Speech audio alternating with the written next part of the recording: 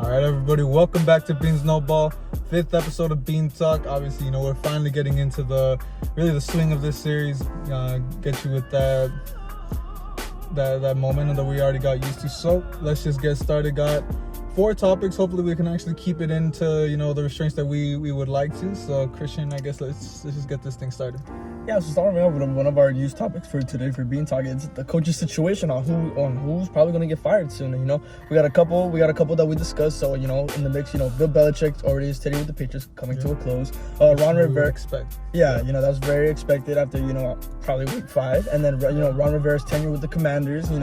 Obviously Sam Howell having an under the radar season come, he is carrying that Commanders team. The thing for Ron Rivera, he's set a great culture, and he's done what he could for the most part. He kind of set things in place, but there's just kind of say, it's time to move on. He's not the guy to actually take him forward. He's just he's a guy that actually set a momentum. Which, if you really look into what the Commanders have been building in the past, the hire of Eric Bieniemy as their offensive coordinator was definitely a look of things to come. Which once they hopefully, I would say that they hire Bieniemy, that they fire Ron Rivera in the next 2 weeks, hopefully. So you get to see Bieniemy in that interim head coach role. Maybe you can actually see what he could get, and if they can actually keep him long term, because that just gives you a quick look, and that'll see if he actually can build off of what he did from the Chiefs, or if he just benefited so much from Andy Reid and Patrick Mahomes. Yeah, because Bieniemy, he's a great offensive coordinator. The Commanders, we see in the offense, they're able to keep it up in the game. We saw them against Philly, which pretty shocking since their sweep from Philly, it's already gone. They already played the division matchups, but they kept close games, both those games. Yeah, and obviously you look at that Seahawks team. It was they come in with a loss, but they showed the fight. They really they showed some offensive firepower against a pretty highly touted Seahawks defense. Young, talented defense. Get into that in a little bit, but they played a good game against them, which that does say a lot for just his play calling as a whole, which we. Like I'm saying, I would love to see him actually get a shot to lead the team himself, and if he does enough, he will obviously be taking on that full-time role. And if it's not with the Commanders, there's a lot of guys that we're gonna get into that. Maybe he'll take over for some of them, which, like we just alluded to, Bill Belichick. There's been so much speculation since you wouldn't expect Robert Kraft to let him go. We kind of expected it, regardless of the situation, it's gonna be until he decides to step down. But regardless of the relationship, it looks like Robert Kraft, he is fed up with the situation, and he might be ready to let him go. And we kind of did expect it to happen last week. Without a doubt, if Belichick is not released, within the season, he's for sure going to be gone.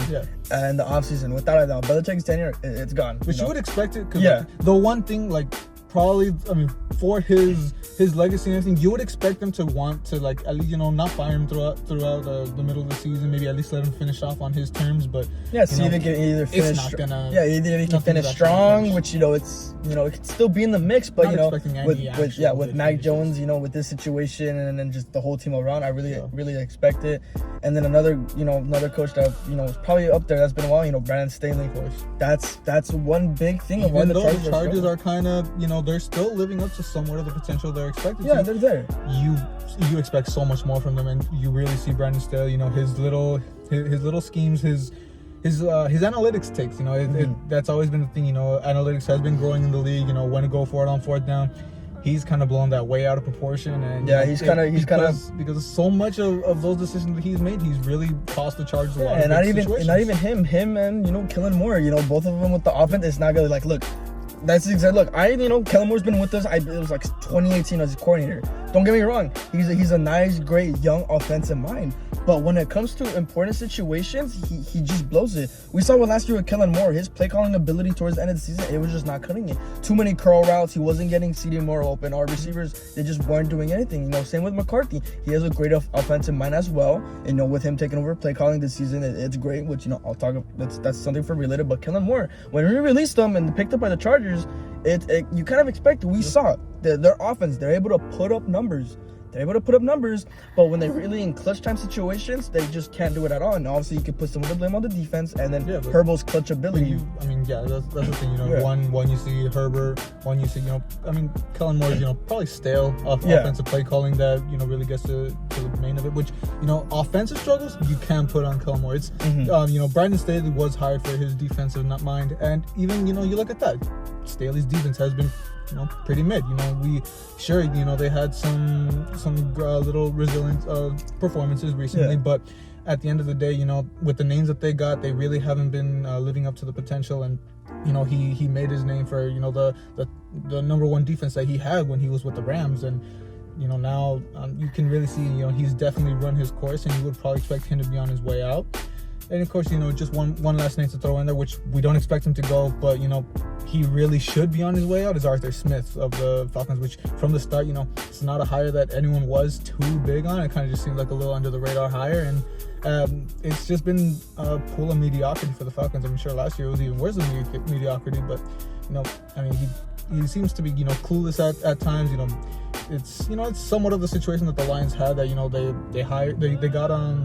they got a star receiver, star running back in the first round in Bijan Robinson. Don't even know how to use him. Yeah, he wasn't getting used in the first couple couple of weeks. Tyler Algier has been kind of getting the bulk of it, which in the start of the season, that's when Robinson was really getting that production. Yeah, and then towards midseason, now it's just Arthur Smith just doesn't know how to use him. Now if you actually use him, you can see he gets good production. Sure, only 12 points on fantasy this week, but he has so much potential. We saw that in Texas in his college career, and you really expect him to do more. Which look, the front office already says they have they want to back him up. They really do want him, but at the end of the day, that really shouldn't be what the look for the Falcons. And we'll see moving forward if they do want to keep him for 2024, but it's probably not the best thing. Of course, we will just move it into another topic, which this is something that obviously pretty key for you. And we saw some comments from CeeDee Lamb calling himself out as the top receiver, and that's something that we started sparking debate. I'll let you get into this right now, because sure, you have.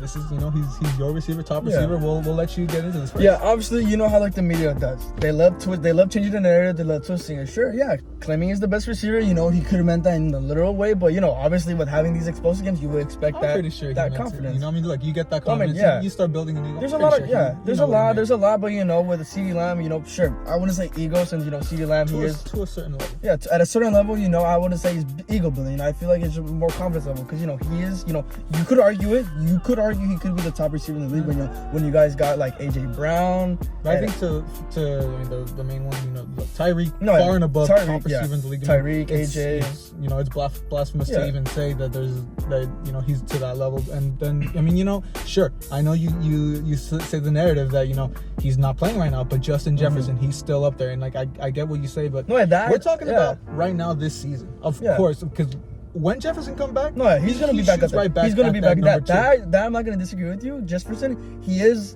above CeeDee Lamb. It's not too far above CeeDee Lamb. Because he's definitely in that top tier of receivers. Guys like Tyreek and Jefferson, Amon Ra, who's having a great season that's not really getting talked about. And of course, I do throw out the argument of Cooper Kupp, but just right now he's probably not at that level because of some struggles, and even since last season, we've been seeing those struggles. But at his best, when he plays to his best of his ability, Cooper Kupp definitely I have no doubt in my mind he's a top 5 receiver, possibly even up there to call himself the top receiver. But at the moment right now, easy to give that spot to Tyreek, but love the confidence from CeeDee Lamb. You definitely want that from your star player. Yeah, you always want to. You always want to feed him, and that's the problem with what's been happening early in the season. CeeDee was having some good games, but Dak wasn't feeding him.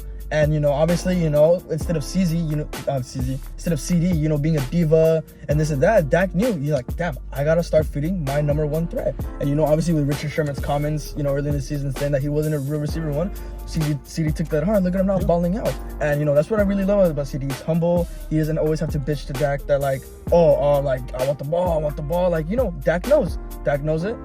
He needs the ball, and he's getting the ball now. Where it's up with that situation, we kind of see it with the Eagles too. That they know when to spread the on.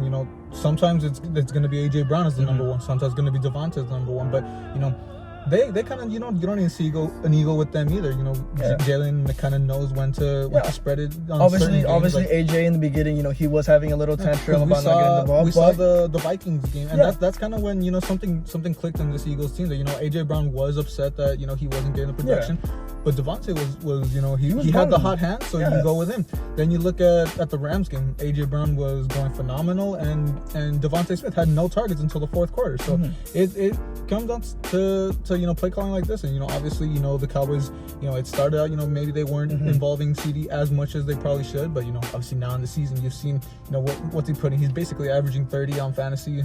Yeah, he's been averaging 20, like high 20s, close to 30s, like these past 3 weeks. Like I said, again before that Niner game, after that, and then after our bye week, we've been rolling, especially with CeeDee Lamb really carrying the pressure, and with Brandon Cooks too, not too much pressure on CeeDee Lamb, which I love to see. And then obviously the narrative of him calling a slot merchant, it's debunked, because when we're looking into it, his yardage right now is kind of split between the slot and the outside. He can play all around now. Sure, yes. When we first drafted him, he was a slot receiver. When he's in his rookie year, he is known as a slot receiver. But as he's developing these last couple years, he can play on the outside anywhere now. And, we've been seeing that. And we saw with the secondary with Darius Slay, who, is, supposed to be regarded as a top corner in the league, which, you could argue that, and it's true. But, we saw he cooked all the DBs of the Eagles, right? But the game was supposed to be, Slay's gonna lock up CD. Obviously, that's not the case. But then you look at that, that was very much, an offensive firepower, and obviously the Eagles did pull that one out. But I mean, the narrative of this is, obviously, the media kind of just overblows this because, you just want it's about confidence. It's not because I just throw in Eagle as to debunk that myself. Cause, like a Eagle boost. People want to say, I mean, sure, he could be that diva type. He's Eagle filled. I want that. I'm the number one. He say like, he's all in his head, but.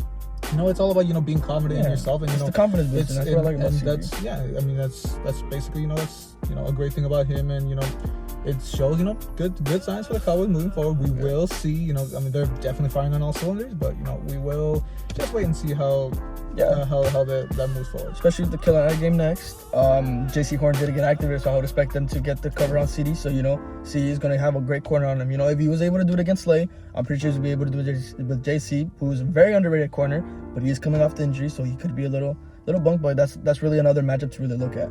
And following that, moving on to our next topic, which is a team in a very powerhouse of a division in the AFC North. The Browns situation. I mean, recent news. Deshaun Watson, he's been having injuries lately with his shoulder, and then a concussion, and then re-injured that shoulder again, and then obviously the final confirmation, season-ending shoulder surgery. Obviously, a lot of people bashing him, horrible. It's stuff to see with with allegations. It's kind of childish. Sure, yes. Proving innocent, but whatever about that. I'm not gonna get too political on that in this, but it sucks. And it starts to look like he's gonna finally pick it up with the Browns. And you look at that. I mean, sure, he did have a little bit of help. I mean, that defense is what kind of won the game for like them the at start. that point. He was sloppy. Sure, but in this Browns game, the defense came into their own, and actually, I mean, they stole the game in that. The Niners game really did prove it once again. If we're gonna get into that game, it was PJ Walker's game. But there's some things that I don't think losing Watson does too much detriment to this team, because the backbone is the defense, and all it is if Watson was playing a solid game, that just really elevated them. Now, if you see, it's not going to be PJ Walker, it's going to be Dorian Thompson-Robinson. Obviously, someone we got pretty comfortable and familiar with watching him play against USC when he was all that time at UCLA. But I mean, honestly, if Thompson Robinson and Gussie just manage the game, I think the Browns still should be a lock for the playoffs. You see, it's just the solidarity of this Browns defense. That's all they really need for the most part. And I mean, if the offense can start clicking little by little, I mean, you see Kareem Hunt, if he can solidify the run game, Amari Cooper, if he can finally find it, because he's had those. It's just with Amari Cooper, he's just inconsistent. When we got him in 2018 in the trade, he was great. He was doing great at these top corners, right? But as they keep moving on the next 2 years, you know, he just disappears when, you know, he faces a top corner. And sadly, like, I was in denial on that for a bit, but it was true when he was going up against Slay and all those other corners. You know, Ramsey, he did, you know, it was kind of an even matchup, you could say. But, you know, he kind of disappears, which, you know, when that happens, that opened up for obviously Gallup and Cobb at the time. But, you know, Amari Cooper, you know, it's really nice, you know. It's nice to see Cooper finally have a resurgence. In this season, he is kind of. Yeah, he started picking up the caliber level. There's a resurgence, and then there's a decline. Much of and so you know, if he can get consistency, Yeah. even just, you know, bare minimum consistency, if the offense can just be consistent, because the defense is already, you know, obviously the top defense. Yeah, in the no, league. without a doubt, it's the offense. Because look, PJ Walker, yes, you know, they won the game, but that final drive, they got failed. If you really want to think with the flags and, you know, I believe it was 2 drop picks, I believe, toward when they were driving. So yeah, it's really just all on the offense on this game, because PJ Walker, I mean, the Niners game was, again, bring it up again, it was another example. Offense wasn't doing it. They were getting their driving and then mistakes. Yeah. And, you know, that's just something you really don't want to look at. When you see stuff like that, it shows the reason why Thompson Robinson is getting Yeah. the number 1 role instead of PJ Walker. Because, you know, it's as it's shown, you know, PJ Walker doesn't have it to be the starter for this team. So they're going to experiment with Thompson Robinson, see what he will be capable of. And if he's able to drive, if he's able to, you know, put up those numbers for the offense to put less pressure on the defense, so they always don't have to get off the field doing all the work, they're going to roll them regardless. PJ Walker is probably going to be the backup once again, but again, the story of the game, it's going to be on Thompson. And we just got to win. And the more we see this, I know you kind of talked about parallels in the last video. In this video, I definitely do see parallels to the 2020 Rams. You know, we see the top defense in the league, you know, going into, you know, near like the tail end of the season, but you had some struggles on offense. You know, I mean, sure, the Rams were a little more elevated. They actually had their starter, but, you know, Jared Goff was playing a little inconsistent. We were stuck with John Wolford for a bit. You know, it was you know, in limbo. You know, who is that guy you're gonna have? Can the offense actually fully click? Because, you know, defensively, they were in such a great spot. It's just, you know, that offense could be a little inconsistent. That's definitely what you see here. So we'll see if the Browns can find the struggles, can, you know, fix their struggles at least offensively. Which, you know, if you want to look back, we see who they had, who was their last cut in training camp. You know, Josh Dobbs. And look how he's doing now. If they would have kept him, you never know what kind of success they could be having right now. But of course, it is just to wait and see. You know, we'll see how my pick for the Browns to win the North will end up looking. And it's still very doable. Definitely, because we see, you know, there's so much parity in that division.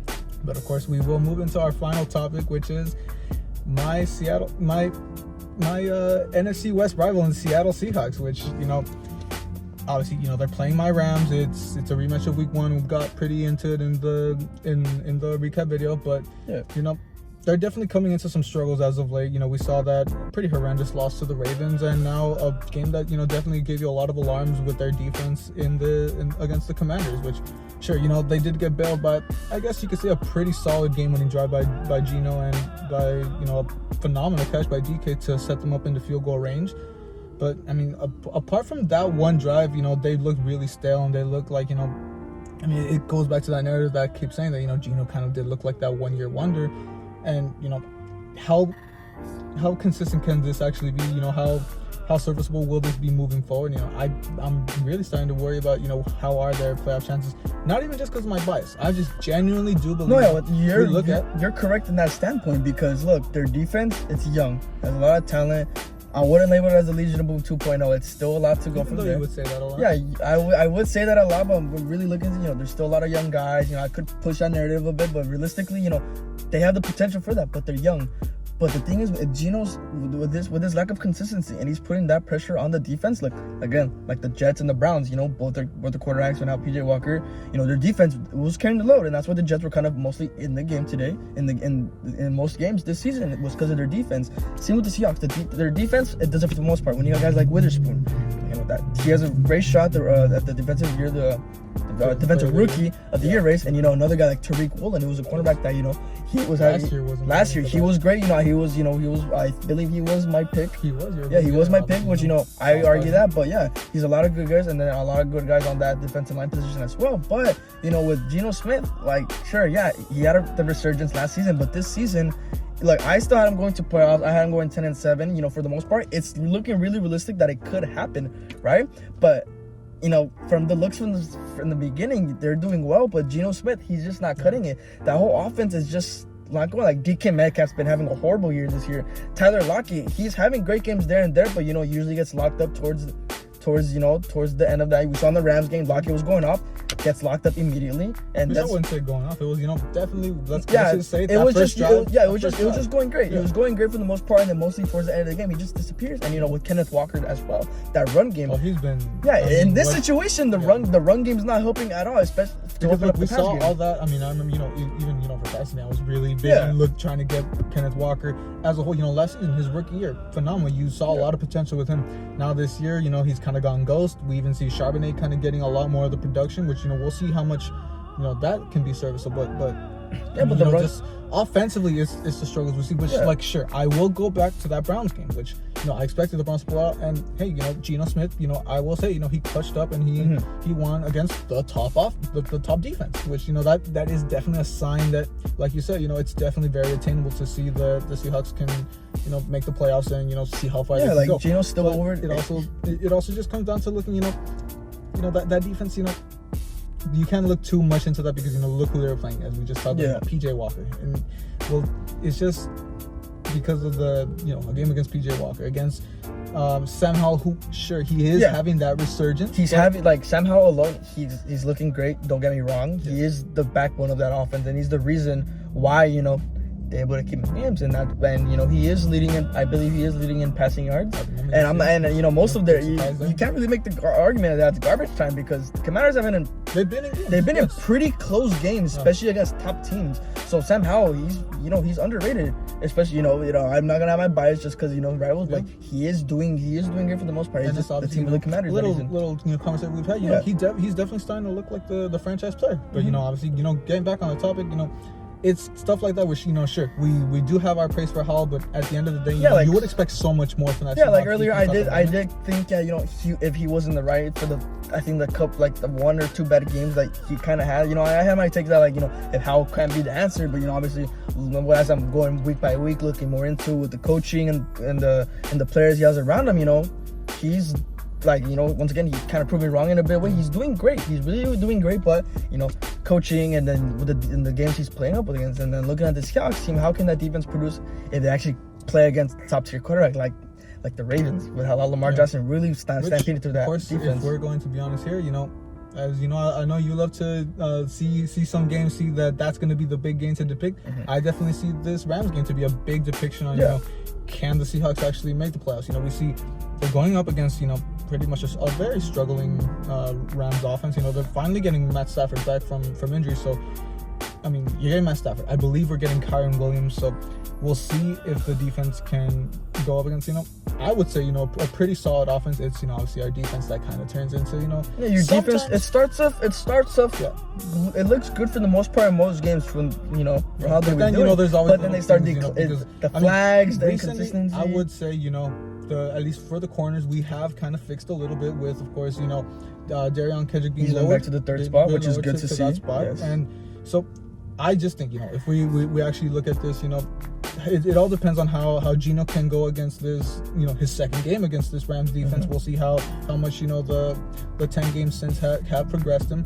And we'll also see how much that defense can actually keep up with the Rams, which, hopefully, we'll see. This can also, give some potential for the Rams playoffs, which I would not. They still have a chance. They do. I would prefer not, because I would prefer to look into that draft capital. But we will wait. Really look into an O-line. That's really a big deal. You guys really need. But this will definitely be a big game to look into playoff implications. But of course, that is going to wrap us up. Once again, really like to get extended on these topics, but definitely we'll get this out before Thursday night. Got some other videos, obviously coming real soon. We'll see you guys into the Sunday chat real soon. So obviously, thank you guys for watching, and we'll see you guys in the next couple videos.